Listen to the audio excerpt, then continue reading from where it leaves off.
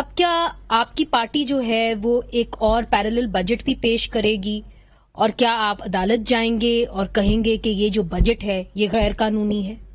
دیکھیں، اس معاملے میں عدالت جانا کوئی اتنا اہم بات نہیں ہے. بات یہ ہے کہ یہ اس جگہ کی بات ہو رہی ہے جو قانون ساز ادارہ ہوتا ہے. میری بات کو اگر سمجھا جائے تو میرے خیال میں سب مسئلہ حل ہو جائے گا. یہ وہ ادارہ ہے جس کے اندر آرڈیننس لے ہونا ہے، اور اگر لے ہوگا اور اگر ریجیکٹ ہو جاتا ہے تو اس آرڈیننس کی کوئی حیثیت نہیں ہے.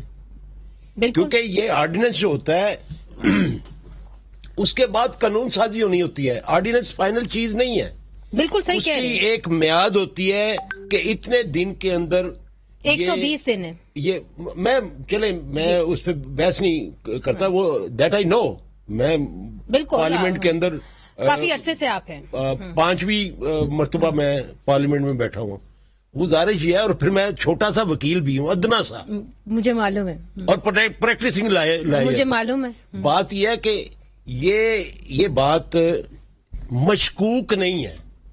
میں معترض ہوں اس بات پہ. یہ غیر آئینی ہے.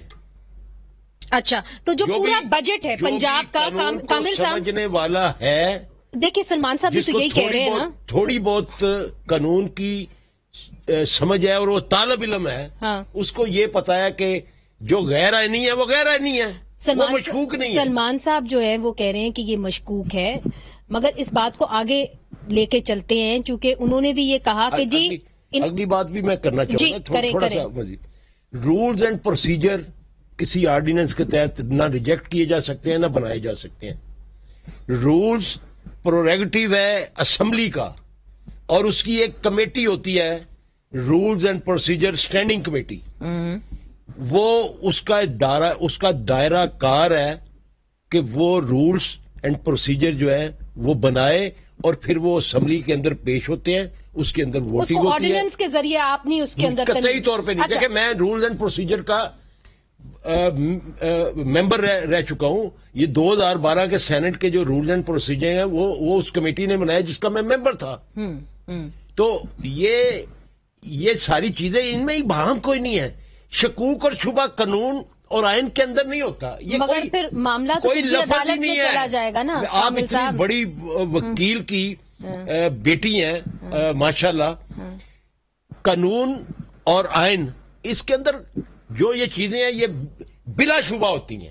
مگر پاکستان کے اندر آپ سارے وکیل بیٹھے ہوئے، آپ تو میرے سے بہتر جانتے ہیں کہ کیسے پاکستان کے اندر قانون کو انٹرپریٹ بھی کیا جاتا ہے. وہ بھی ہم نے دیکھا ہے. یہ اسمبلی وہ ادارہ ہے، یہ وہ ادارہ ہے، رائے اپنی اپنی ہے.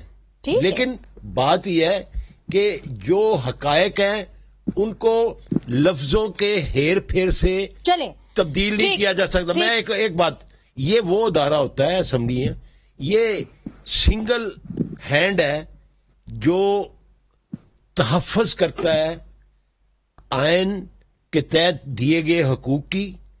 آئین تشریح کرتا ہے سپریم کورٹ، لیکن حقوق کا تحفظ کرنا، بنیادی حقوق کا تحفظ کرنا یہ ممبران اسمبلی کا کام ہے کہ وہ اسمبلی کے اندر ان کا تحفظ کریں.